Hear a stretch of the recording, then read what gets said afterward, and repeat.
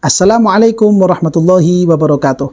Alhamdulillah kita bisa kembali lagi pada channel YouTube kita MZT Malang Raya. Mudah-mudahan kita semuanya senantiasa diberikan kesehatan oleh Allah Ta'ala, senantiasa diberikan keselamatan bagi kita semuanya, keluarga kita dan anak-anak kita semua. Mudah-mudahan mereka semuanya senantiasa dilindungi oleh Allah Subhanahu wa Ta'ala. Amin ya rabbal alamin.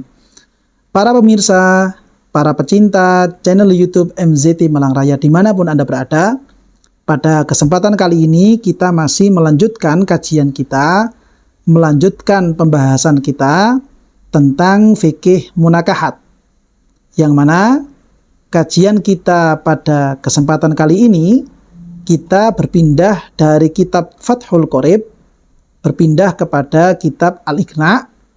Mengingat karena dalam kitab Fathul Qorib beliau Syekh Muhammad bin Qasim Al-Ghazi hanya menerangkan bagaimana bentuk nusyuz dari istri saja. Namun di dalam kitab Al-Iqna' atau di beberapa kitab yang lain, di situ ada pembahasan tentang nusyuz dari pihak zauj, pelanggaran-pelanggaran yang dilakukan oleh suami terhadap hak-hak wajib seorang istri. Sebagaimana juga telah kita bahas pada beberapa video-video sebelumnya bahwa di antara hak wajib milik istri adalah selain dia berhak untuk mendapatkan mahar, istri juga berhak untuk mendapatkan nafkah. Istri berhak untuk mendapatkan nafkah. Nafkah yang dimaksud ini adalah nafkah-nafkah yang wajib, yaitu kebutuhan untuk makan sehari-hari. Di antaranya juga adalah kebutuhan masalah pakaian, dan pakaian ini wajib hukumnya diberikan 1 kali pada musim dingin dan 1 kali pada musim panas. Dan di antara hak-hak wajib istri adalah supaya mereka mendapatkan muasyarah bil ma'ruf, supaya istri ini mendapatkan perilaku yang baik dari suaminya. Nah, ini merupakan hak-hak wajib milik istri, dan itu merupakan tanggung jawab dan merupakan perilaku yang wajib dilaksanakan oleh setiap suami. Ketika ada suami yang dia itu tidak memenuhi hak-hak wajibnya istri yang seperti tadi kita bahas, maka suami ini masuk dalam kategori suami-suami yang telah melakukan perbuatan nusyuz. Jika terjadi seperti itu, maka bagaimana yang diperbolehkan, tindakan-tindakan yang diperbolehkan dan diajarkan oleh syariat kita, syariat Nabi besar Muhammad SAW, ada beberapa tingkatan-tingkatan. Sebagaimana itu yang diterangkan juga oleh beliau Syekh Mustafa Bugho dalam kitab beliau yang berjudul Al-Fiqhul Manhaji. Di jilid yang kedua, beliau membahas tentang hukum-hukum ahwal syakhsiyah. Di antaranya adalah beliau menyatakan, wa idza kana al-ijhafu wal i'radu min qibali zauji. Seandainya ada bentuk kezaliman, ada bentuk keberpalingan dari pihak suami. Wa dzalika, bentuk kezaliman atau berpalingnya suami dari istrinya, gambarannya adalah ka'an mana'aha haqqaha, seperti suami itu tidak melaksanakan hak-hak wajibnya istri. Dalam masalah apa? Fil qasmi, dalam memberikan jatah inap. Ini khusus bagi para suami yang memiliki istri lebih dari 1. Awin nafakoti, atau suami itu tidak memberikan nafkah kepada istrinya. Berarti ini umum untuk suami yang memiliki 1 orang istri atau suami yang memiliki istri lebih dari 1. Seandainya ada suami yang tidak memberikan nafkah wajib kepada istrinya, atau misalkan suami itu bagaimana? Aghladha 'alaiha bil qauli awil fi'li. Suami itu berperilaku keras kepada istrinya, baik perilaku keras ini melalui ucapan, awil fi'li, atau perilaku keras itu melalui perbuatan, tindakan fisik misalkan. Seandainya terjadi seperti itu, langkah apa yang perlu diambil oleh si istri? Beliau di sini Syekh Mustafa Bugho menyatakan wa'azathu wa dzakkarathu bihaqqiha alaihi. Maka istri boleh untuk mengingatkan si suami, istri boleh untuk memberikan nasihat kepada suami tentang hak-hak wajib yang harusnya dilaksanakan oleh suami kepada istrinya. Beliau dalam hal ini memberikan contoh bimisli qaulillahi azza wa jalla. Seperti contohnya istri bilang kepada suaminya.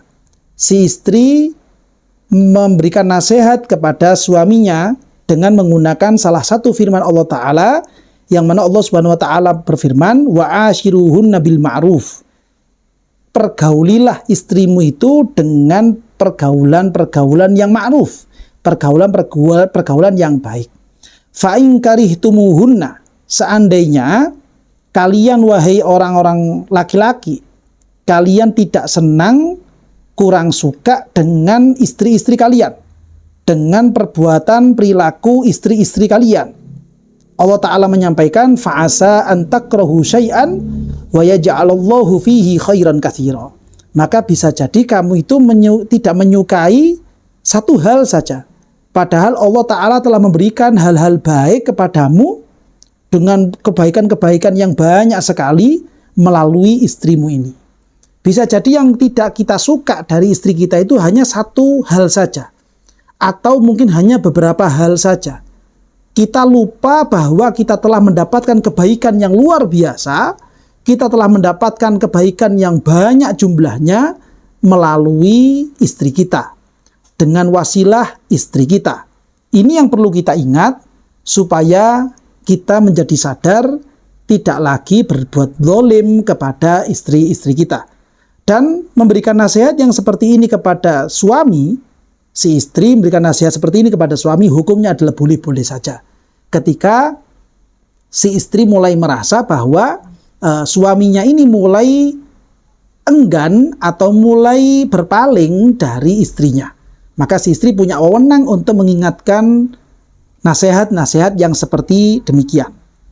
Atau boleh juga menyampaikan salah satu sabda baginda Rasulullah Shallallahu Alaihi Wasallam, yang mana junjungan kita Nabi besar Muhammad Shallallahu Alaihi Wasallam pernah menyampaikan, khairukum li ahlihi wa ana khairukum li ahli. Sebaik-baik kalian wahai orang laki-laki adalah kalian yang bisa berbuat baik kepada istri-istri kalian.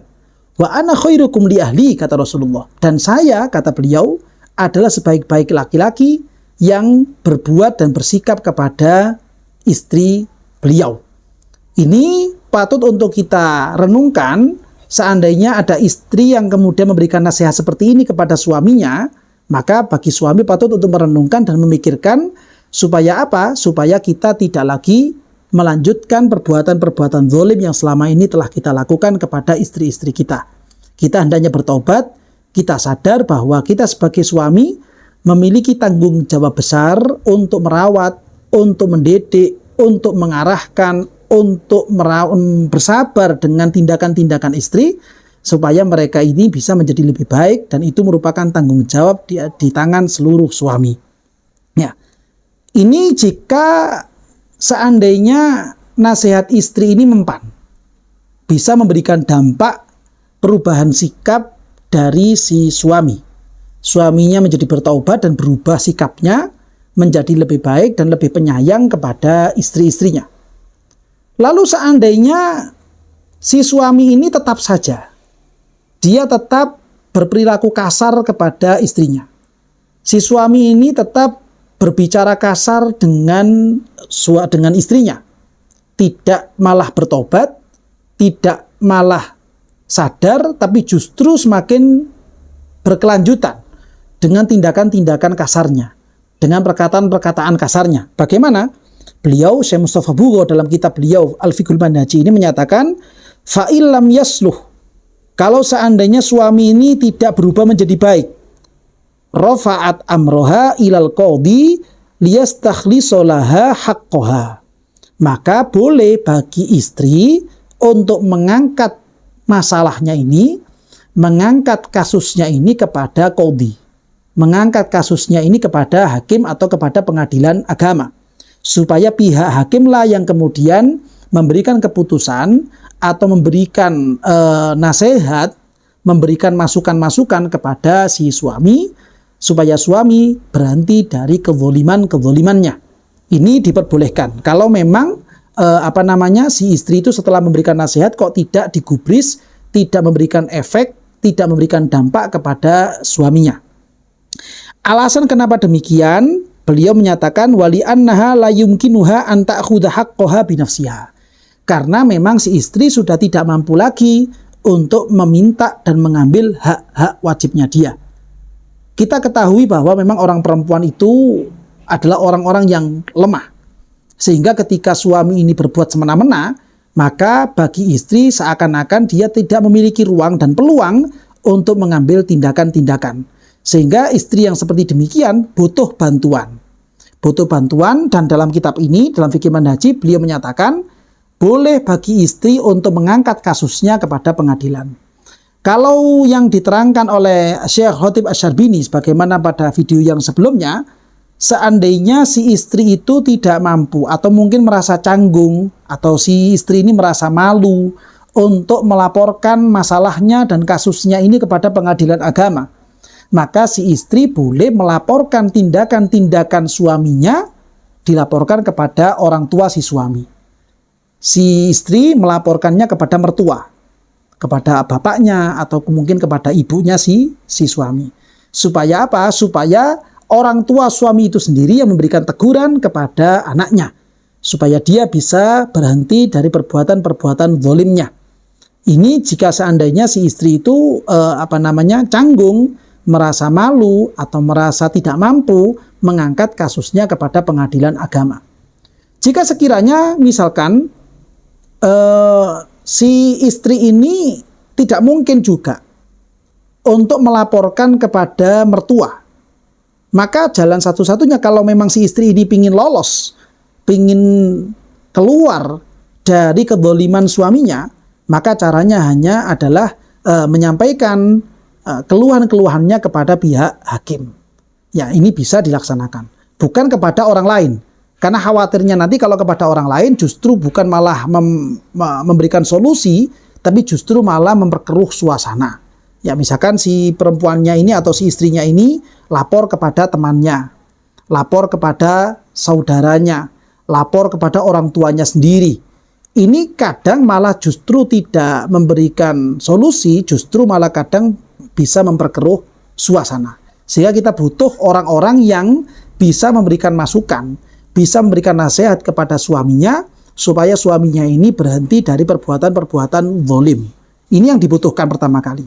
Nah, ini yang penting untuk diketahui, penting untuk dipahami kepada seluruh suami istri, terutama bagi si istri, supaya kita bisa mengambil tindakan-tindakan yang konkret ketika si istri ini mengalami kezaliman-kezaliman dari pihak suaminya sendiri. Inilah kiranya pembahasan dan kajian yang bisa kita kaji pada kesempatan kali ini. Barangkali mungkin ada keterangan-keterangan yang kurang jelas, atau mungkin ada pertanyaan-pertanyaan susulan, maka bisa Anda sampaikan melalui kolom komentar atau melalui nomor admin yang telah tertera pada layar YouTube Anda.